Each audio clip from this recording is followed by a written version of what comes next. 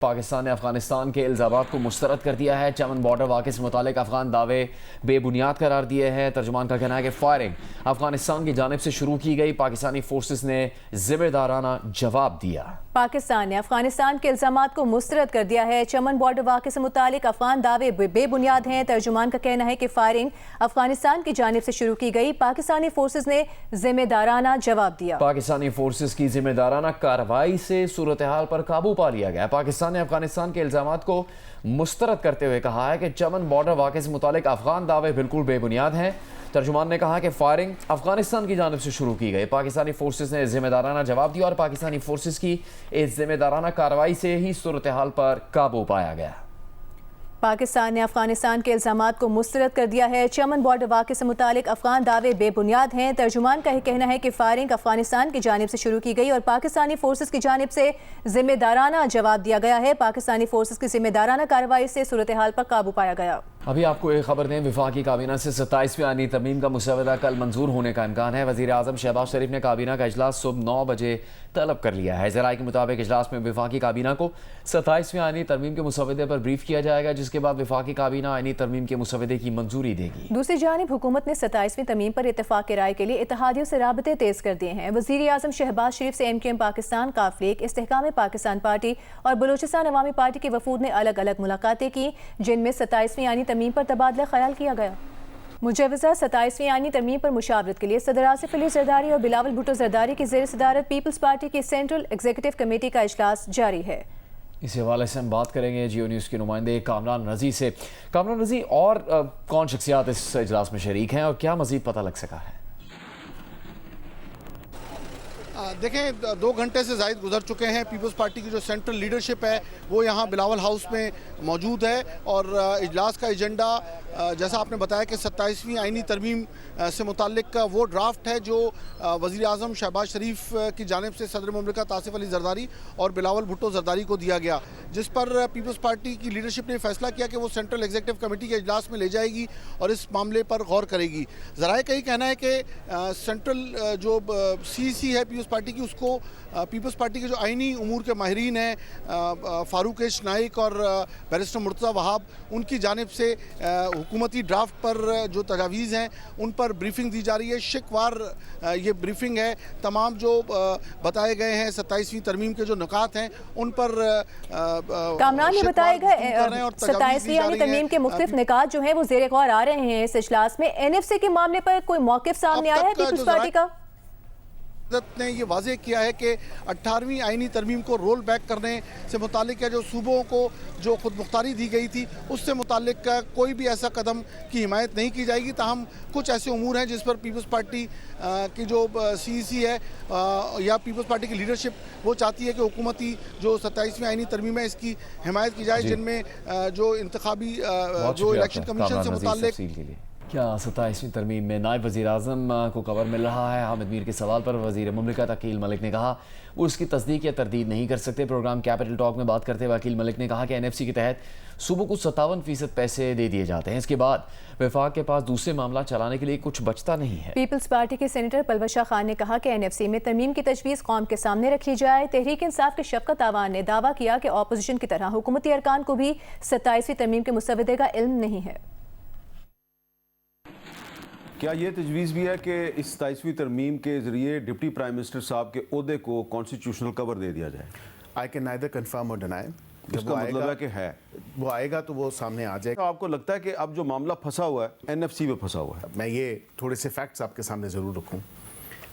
57% جو آپ کا ایک پیسے ہیں کہہ لیں جو آپ نے صوبوں کو ترسیل کرنے ہوتے ہیں، وہ آپ 57% دے دیتے ہیں، پھر آپ نے ڈیٹ سروسنگ بھی کرنی ہوتی ہے، پھر آپ نے ڈیفنس اسپینڈنگ بھی کرنی ہوتی ہے، پھر اس کے ساتھ ساتھ آپ نے سوشل پروٹیکشن بھی کرنی ہے، پھر آپ نے لون بھی واپس کرنے ہیں، پھر آپ نے اپنا بھی خرچہ چلانا ہے۔ مطلب آپ کے پاس بچتا کیا ہے؟ وفاق کے پاس وفاق کو کمزور تو نہیں کر سکتے۔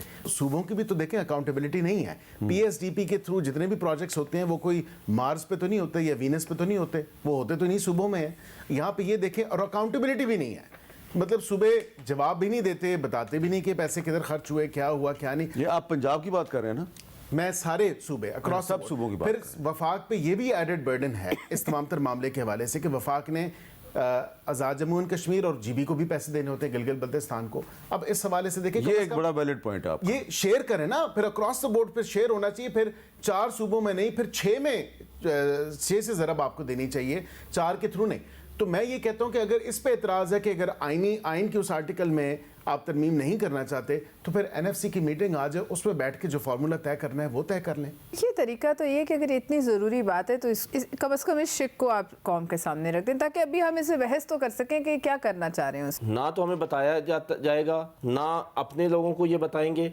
इनके आज 98% लोगों को मसवदे का नहीं पता। अच्छा, पीपल्स पार्टी के 98% लोगों को मैं नहीं आपको पता बताता हूं। और हमारे 100% को।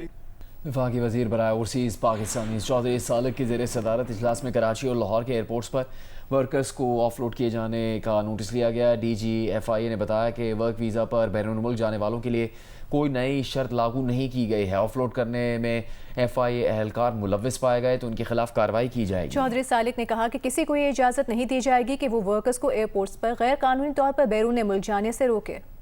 विफाकी वज़ीर मनसूबाबंदी एहसन इकबाल की बरतानिया के मिनिस्टर ऑफ स्टेट बराए तजारती पॉलिसी क्रिस ब्राइन से मुलाकात हुई। 2 तरफ़ा तजारत, सरमायाकारी और माशी ताउन के फ़रोग पर तफसीली तबादला ख्याल किया गया। एहसन इकबाल ने कहा कि पाकिस्तान में महंगाई में नुमाया कमी वाक़ हुई है और मईशत तेज़ी से तरक्की की राह पर गामज़न है। दोनों ममालिक ने सकाफती ताउन बढ़ाने और मुस्तक़बिल में मुख्तलिफ शोबों में इश्तराक के अमल के फ़रोग के आज़म का इजहार किया। पाकिस्तान ने अफगानिस्तान के इल्ज़ामात मुस्तरद कर दिए। वजारत इत्तलात के मुताबिक चमन बॉर्डर के वाक़े से मुतालिक अफगान दावे बेबुनियाद हैं। चमन बॉर्डर पर अफगानिस्तान से कुछ अनासर ने पाकिस्तानी पोस्टों पर बिला इश्तियाल फायरिंग की। सिक्योरिटी फोर्सेस ने फौरी और मौसर रद्द-ए-अमल देते हुए फायर का जिम्मेदाराना तरीके से जवाब दिया। फायरिंग अफगानिस्तान की तरफ से शुरू हुई, जिसका सिक्योरिटी फोर्सेस ने फौरी और जिम्मेदाराना अंदाज में जवाब दिया। पाकिस्तानी फोर्सेस की जिम्मेदाराना कार्रवाई से सूरत हाल पर काबू पा लिया गया। वजारत इत्तलात का कहना है कि जंगबंदी बदस्तूर बरकरार है। पाकिस्तान जारी मुज़ाकरात के लिए पुरअज़्म है और अफगान हुकाम से बाहमी ताउन की तवक्को रखता है। भारतीय रियासत केरला के हाई कोर्ट ने करार दिया है कि मुसलमान शौहर पहली बीवी की इजाज़त के बगैर दूसरी शादी नहीं कर सकता। फैसले में कहा गया है कि पहली बीवी के एतराज़ की सूरत में रजिस्ट्रार मुस्लिम शौहर का दूसरा निकाह रजिस्टर नहीं कर सकता। रजिस्ट्रार पर लाजिम होगा कि पहली बीवी की इजाज़त ना होने पर दूसरी शादी करने वाले शख्स का केस सिविल अदालत के पास भेज दे।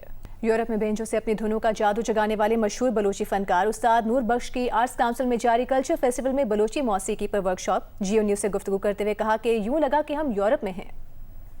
बेंजो को बैनुल अक़वामी सतह पर मुल्की गैर मुल्की हर रंग व नस्ल के अफराद को झूमने पर मजबूर करने वाले फ़नकार आज हमारे उस्ताद नूर बख्श हमारे साथ हैं। आज जंग और जियो के इश्तराक से जारी वर्ल्ड कल्चर फेस्टिवल का 7वां दिन है और आज इनकी वर्कशॉप हुई है। अपनी जो है वो धुनों से यहाँ पे लोगों को महसूस भी किया है। इनसे जानते हैं कैसा लगा वर्कशॉप देते हुए और ओवरऑल इनका एक्सपीरियंस जो यूरोप गए वो कैसा था। तई यूरोप पे जो टूर बुत्ता आइए तई एक्सपीरियंस चूबू आउदा तरह चूँ लग गए मुल्की फदा मुल्क बाशुतिया मुल्क यूरोपा जर्मनी पुर्तगाल लंदन और फ्रांस चक्कर में बहुत ज़बरदस्त मुल्क माँ हर चक्कर रोग रोग 2 माह 3 माह 6 माह 4 माह कभी ज़माना सख्त लगे था अमन चुनिया का अमन खुदा साथ वाले फनकार सख्त कदरें ज़बरदस्त। अभी आपको बताएंगे नेपरा ने बिजली महंगी करने के लिए बिजली तकसीम कार कंपनियों की दरखास्तों पर फैसला महफूज कर लिया। दरखास्तें मंजूर की गई तो सारिफिन पर रवा माली साल की पहली सहमाही एडजस्टमेंट के तहत 8 अरब 41 करोड़ रुपए का इजाफी बोझ पड़ेगा। बरतानिया के शहरों बर्मिंघम, लिवरपूल और ब्रेडफोर्ड में गुज़श्ता रात बॉनफायर नाइट पर हंगामा आराई हो गई।